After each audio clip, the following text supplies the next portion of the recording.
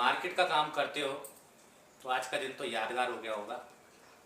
पूरी दुनिया का शेयर बाजार, चाहे वो हांगकांग का हो, सिंगापुर का हो, जापान का हो, 5% से लेकर 10% तक डाउन है। और इन सब का एक ही कारण है, ट्रंप साहब की टैरिफ पॉलिसी। दुनिया भर के इकोनॉमिक्स इस समय आपको ऐसी सलाह दे रहे हैं कि इससे ग्लोबल रिसेशन आ जाएगा। फिर ये ट्रंप साहब क्यों ये टैरिफ प्लान पूरे वर्ल्ड पर थोप रहे हैं?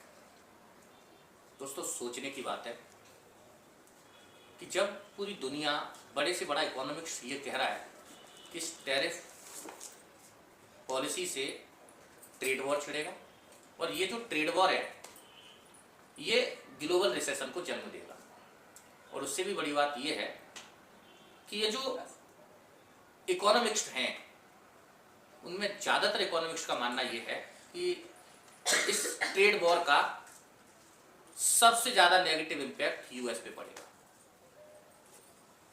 तो फिर ट्रंप साहब क्यों इस पॉलिसी को इम्प्लीमेंट कर रहे हैं?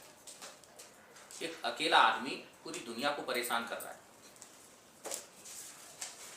दोस्तों, अगर आप पूरे स्टॉक मार्केट की हिस्ट्री उठा के देखें तो दुनिया में जब भी कुछ बड़ा होने वाला होता है, चाहे वो पॉजिटिव हो नेगेटिव हो, वो मार्केट पर सबसे पहले इफेक्ट आता है। तो मैं तो इस पॉलिसी से जो बाजार में गिरावट आई है, मैं मान के चल रहा हूं कि कोई बड़ा इवेंट पूरी दुनिया में घटने वाला है।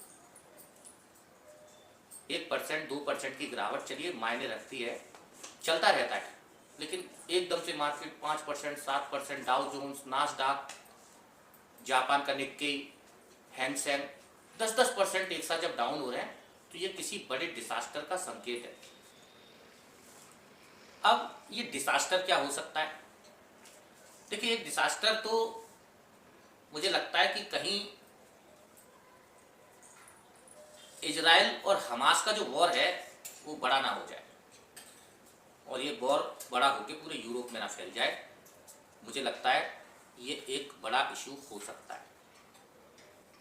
दूसरा ये भी हो सकता है कि ट्रंप साहब जो रेयर अर्थ मिनरल्स हैं उनको हथियाने की वजह से ये पूरी की पूरा खेल खेल रहे हो। तीसरा ये भी हो सकता है कि पूरे वर्ल्ड पर जो स्टार लिंक प्रोजेक्ट है वो थोपा जाए। लेकिन ये तो तय है कि दुनिया में कुछ बड़ा होने वाला है। ये गिरावट स्पष्ट रूप से ये संकेत दे रही है।